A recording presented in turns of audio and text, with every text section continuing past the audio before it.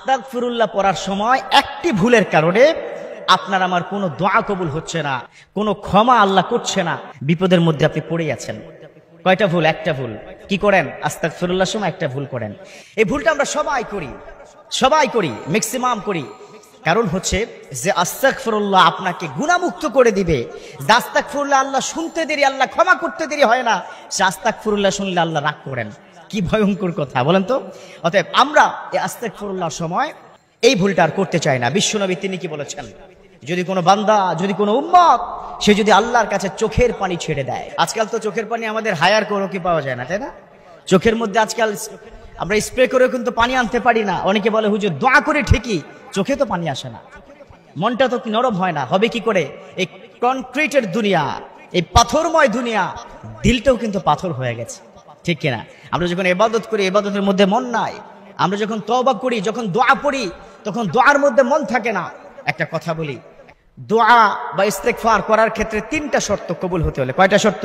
তিনটা। নাম্বার 1, আপনি যখন দোয়া করবেন, এই দোয়া করার সময় আপনাকে চোখের পানি 100% ছাড়তে হবে। চোখের পানি না আসলে দোয়া কবুল হবে না, এটা নিশ্চিত কথা, এটা হাদিসের বর্ণনা আছে।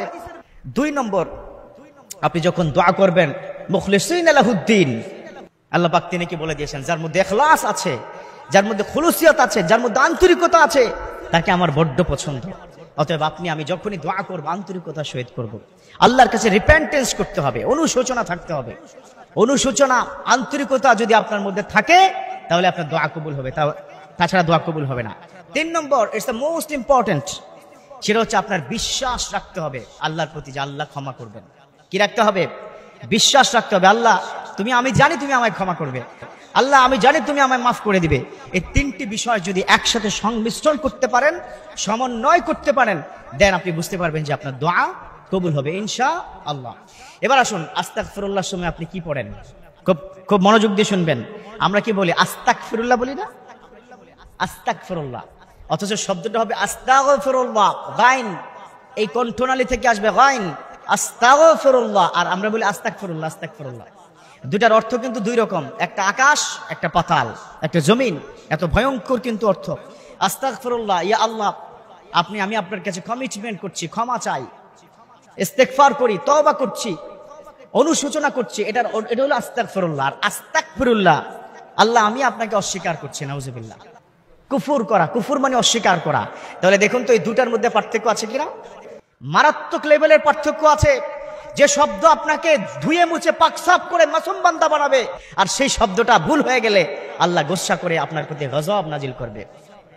হাদিসের মধ্যে আছে লাআনাল্লাহু আলাইহা, যে ব্যক্তি এভাবে আস্তাগফিরুল্লাহ আস্তাগফিরুল্লাহ পড়বে, আল্লাহ লানত তার উপর পড়বেই পড়বে। খবরদার, উচ্চারণের ক্ষেত্রে ভুল হওয়া যাবে না, ভুল করা যাবে না।